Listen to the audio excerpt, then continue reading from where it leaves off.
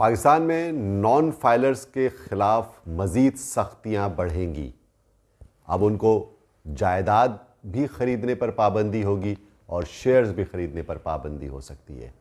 Pakistan stock exchange में result season का आगाज़ हो गया है, लेकिन मारी पेट्रोलियम का शेयर्स गिरते हुए कहां तक जाएगा और किस भाव पे ख़रीदना चाहिए। 27 जनवरी को होने वाली मॉनेटरी पॉलिसी कमेटी की मीटिंग में स्टेट बैंक ऑफ पाकिस्तान शरह सूद में कितनी कमी करेगा। स्टॉक मार्केट के अंदर सीमेंट सेक्टर के अंदर क्यों तेज़ी लगती है, अगले हफ्ते बाजार का क्या ध्यान होगा और पाकिस्तान की मईशत किस रुख पर चल रही है, इन तमाम बातों को जानने के लिए मेरी वीडियो आखिर तक ज़रूर देखिएगा and don't forget to subscribe my channel.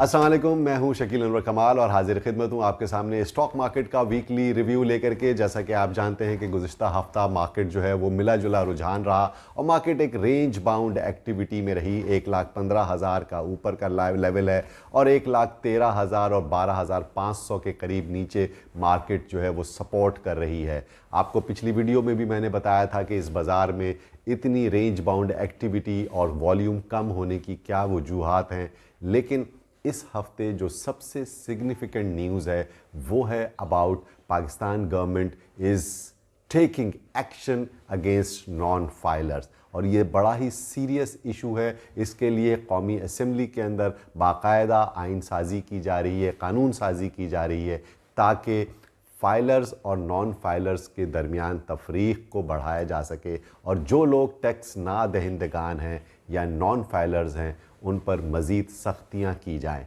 इस सिलसिले में वो एक्विटीज़ ख़रीद सकेंगे या नहीं ख़रीद सकेंगे। आप जानते ही हैं कि स्टॉक मार्केट के अंदर जो फाइलर्स और नॉन फाइलर्स की शर्त है उसमें नॉन फाइलर्स वैसे ही बहुत कम और महदूद इन्वेस्टमेंट और एक्टिविटी कर सकते हैं। 1 मिलियन से ज़्यादा उनको एक्सेस नहीं दिया जाता, लेकिन फाइलर्स के लिए बहुत आसानियां हैं कि वो जितनी भी लिमिट हो वो अपनी ट्रेडिंग कर सकते हैं, इन्वेस्टमेंट भी कर सकते हैं और दीगर शोबों में भी अपनी सरमायाकारी कर सकते हैं। पाकिस्तानी हुकूमत इस सिलसिले में कानून साजी कर रही है कि वो जायदाद की ख़रीदो फ़रोख्त पर भी उन पर पाबंदियाँ होंगी और शायद 50 लाख रुपए से ज़ायद की जायदाद ख़रीदने पर उन पर पाबंदी होगी। इसी तरह एक्विटी मार्केट के अंदर इन्वेस्टमेंट्स पर पाबंदी आयद की जा सकती हैं। इसके साथ साथ म्यूचुअल फंड्स में इन्वेस्टमेंट्स पर भी पाबंदी आयद की जा सकती है। इन्हीं अफवाहों के पेश नज़र स्टॉक मार्केट थोड़ी सी रेंज बाउंड एक्टिविटी में रही पिछले दिनों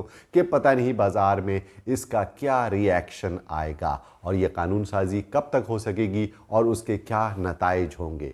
दूसरी अहम बात, लास्ट वीक मार्केट के अंदर जो सबसे ज़्यादा परेशानी का स्टॉक रहा वो था मारी पेट्रोलियम। मारी पेट्रोलियम जिसका नाम बदल कर अब मारी एनर्जीज़ हो गई है और इसके लिए मैं आपको गुज़िश्ता 1 महीने पहले से ही बता रहा हूं कि इसकी प्राइसेस काफ़ी एक्सकलेट करने की वजह से अब उसमें सेलिंग प्रेशर नज़र आ रहा है। म्यूचुअल फंड्स ने भी पिछले महीनों में आप जानते ही हैं कि माल बेचा है और ख़ास तौर पर ऑयल एंड गैस सेक्टर के अंदर हमें काफ़ी प्रेशर नज़र आ रहा था और उसकी मेन वजह हमारी एनर्जीज़ थी, इसलिए कि उसकी प्राइसेस काफ़ी एस्केलेट कर चुकी हैं और अब वो अपनी प्राइस एडजस्टमेंट्स हो रही हैं और लेवल ऐसे आएंगे कि जहां से उसे बाय करना चाहिए। हफ्ता नेक्स्ट वीक्स आप जानते ही हैं कि पाकिस्तान स्टॉक मार्केट की जो लिस्टेड कंपनीज़ हैं उनकी दिसंबर क्लोजिंग के नताइज आना शुरू हो जाएंगे। इस सिलसिले में मारी पेट्रोलियम का भी नतीजा आएगा और उनकी प्रॉफिटेबिलिटी में कुछ स्लाइटली कमी की खबरें आ रही हैं और इन्हीं अफवाहों के पेश नज़र ये एक्सपेक्ट कर रहे हैं कि शायद इसकी प्राइस थोड़ी और गिर सकती है। इसके अलावा दीगर कई कंपनीज रिफाइनरी सेक्टर के और फार्मास्यूटिकल सेक्टर के और बैंकिंग के भी रिजल्ट्स आएंगे और उसी के हिसाब से मार्केट परफॉर्म करेगी। जिन कंपनीज़ के नताइज पिछले साल के मुकाबले में या पिछले क्वार्टर और हाफ ईयरली के मुकाबले में ज़्यादा बेहतर होंगे उनकी शेयर्स की कीमतों में हमें इजाफा नज़र आएगा, लेकिन जिनके नताइज में या प्रॉफिटेबिलिटी में कमी नज़र आएगी तो ऑब्वियसली उनकी प्राइसेस हमें थोड़ी सी सेलिंग प्रेशर वहाँ पे भी नज़र आ सकता है।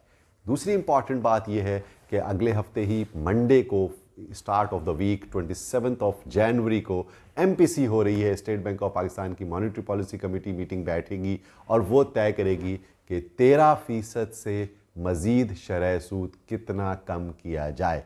जैसा कि आप जानते हैं कि पाकिस्तान की मईशत में इन्फ्लेशन नंबर बड़ा ही कलीदी किरदार अदा करता है और इन्फ्लेशन नंबर्स में कमी हो रही है, जिसकी वजह से ये उम्मीद की जा रही है कि मज़ीद शरह सूद कम किया जाएगा। ट्रेजरी बिल्स की जो यील्ड रही है उसमें भी कुछ बेसिस पॉइंट्स की कमी हुई है और उम्मीद की जा रही है कि शरह सूद मज़ीद 1% कम किया जाए। इस हवाले से बहुत सारी अफवाहें चल रही हैं और साबिक गवर्नर स्टेट बैंक की भी कोई ख़बर आई कि वो कहते हैं 2 से 2.5% इंटरेस्ट रेट कम हो सकता है।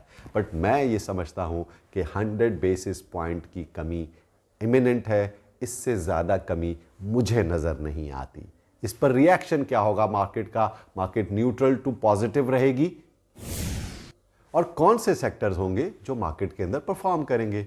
ऑब्वियसली आपको मैंने पहले भी बताया है कि cement sector, steel sector, pharmaceutical sectors बहुत अच्छा परफॉर्म करेंगे और इंटरेस्ट रेट आप जानते ही हैं कि पहले ही 900 बेसिस पॉइंट ऑलरेडी कम हो चुका है अपने हाई से, और अगर 12% तक या 11.5% तक इंटरेस्ट रेट आ जाता है तो एक स्टेबल साइन होगी, इकॉनमी के अंदर भी थोड़ा सा सुकून होगा और मार्केट के अंदर भी थोड़ी बेहतरी नज़र आ सकती है आइंदा आने वाले दिनों में। एक रेंज बाउंड एक्टिविटी हो रही है 12,000 और 15,000 के लेवल के ऊपर। मैं समझता हूं कि market is waiting for positive triggers, और वो पॉजिटिव ट्रिगर्स क्या हो सकते हैं?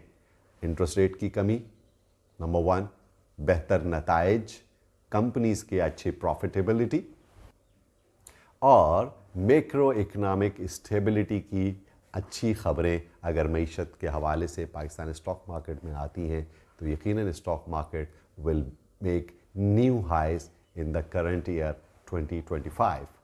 पिछले हफ्ते आप जानते ही हैं कि पाकिस्तान के वज़ीर आज़म भी डावोस गए हुए थे और स्विट्ज़रलैंड के अंदर वहाँ पर वर्ल्ड इकनॉमिक फोरम में उनकी वर्ल्ड बैंक के प्रेसिडेंट से और वाइस प्रेसिडेंट से भी मुलाकात हुई और वहाँ पर हुकूमती एहलकारों ने काफ़ी अच्छी साइडवेज़ में मुलाकातें की और वर्ल्ड बैंक ने $20 बिलियन का जो एक पैकेज दिया है पाकिस्तान को नेक्स्ट 10 ईयर्स के लिए, एक बहुत बड़ी कामयाबी है इस हुकूमत की। अगर उस पर वो हुकूमत अपनी तमाम तर अमल दरामद करती है, पॉलिसीज़ को बेहतर लेकर के चलती है, तो यकीनन पाकिस्तान के मैक्रो इकनॉमिक इंडिकेटर्स मज़ीद बेहतर होने के इम्कानात होंगे। इस हवाले से IMF ने पाकिस्तान की जो ग्रोथ की प्रेडिक्शंस की हैं वो 3.2% से 3% कर दी हैं in the year 2025 and the next year 2026 they are expecting a 4% growth rate for Pakistan GDP, which is a good and normal. But Pakistan की मईशत पर अभी बहुत काम करना बाकी है। अवामी सतह पर अभी तक उसके समरात बेहतरी के नज़र नहीं आ रहे हैं और गैस की और बिजली की कीमतों में इजाफ़ा होने की वजह से आवाम को बहुत ज़्यादा परेशानी का सामना करना पड़ रहा है। पाकिस्तान स्टॉक मार्केट के हवाले से मेरा बुलिश स्टैंस अभी भी कायम है, लेकिन मार्केट थोड़ा सा कॉशियस बिहेव करेगी, रेंज बाउंड एक्टिविटी होगी। गो के पिछले हफ्ते के मुकाबले में इस हफ्ते थोड़ा सा वॉल्यूम इंक्रीज हुआ है, लेकिन वॉल्यूम अब 500 मिलियन से 700 मिलियन की रेंज में आ गया है। गॉन आर द डेज जब मार्केट 1 बिलियन से ज़्यादा शेयर्स ट्रेड हो रहे थे गुज़िश्ता महीनों में और मार्केट में बड़ी तेज़ी थी। लेकिन मार्केट तेज़ी रहेगी, लेकिन market item wise, sector wise perform करेगी और ओवरऑल मार्केट का ध्यान पॉजिटिव ही नज़र आता है। आप सबका बहुत बहुत शुक्रिया।